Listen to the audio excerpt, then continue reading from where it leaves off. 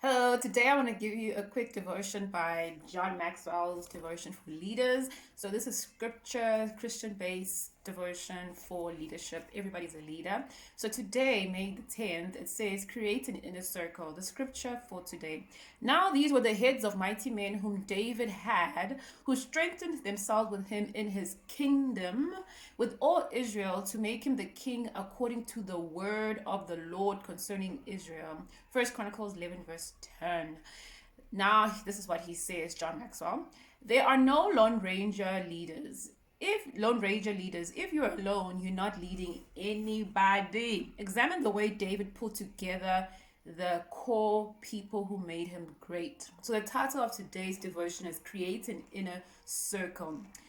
First, he said he started building a strong inner circle before he needed it. Before he became king, back in 1 Samuel, he had people already willing to die for him, such as Jonathan, the son of Saul. He attracted people with varied gifts. David attracted men of diverse abilities. We read of experienced warriors with variety of skills, many men of valor, and hundreds of captains. Thirdly, he had loyalty. David's followers were loyal to him to the point of death, just like Jonathan as well. He delegated responsibilities based on ability. David continually gave authority to others. He designated Joab as commander of the army, and he felt equally secure in giving others civil authority. So David was a famed man. If you look at 2 Samuel, when he is crowned king, where Joab is the chief of security, he is able to also give other people some form of authority in line with obviously having the main guy as Joab. Um, Again, there's so many things we learn from David, how he was a lone ranger but leading the flock in his own way, how he was identified as a leader before he became a king of Israel, how he sacrificed for those he loved, and regardless of whatever situation he was dealt with, he was always at the forefront of having an agape kind of love, a very sacrificial love. We're not saying David was perfect, but in most instances, most of his life, he learned to rely on God. And that's the most beautiful inner circle you can ever have, is having a relationship with God. So I think for today, have an inner circle at work.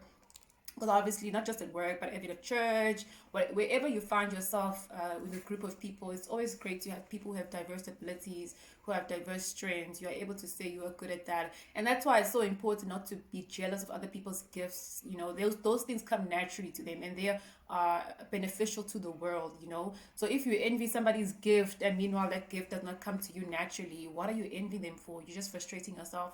So I love knowing what I'm good at and sticking to what that is, and not look around, acknowledge other people's gifts and see how they can obviously how I reach out to them for advice and stuff like that, and not be jealous or envious of people's gifts that I have no business being jealous of, because those things do not come naturally to me.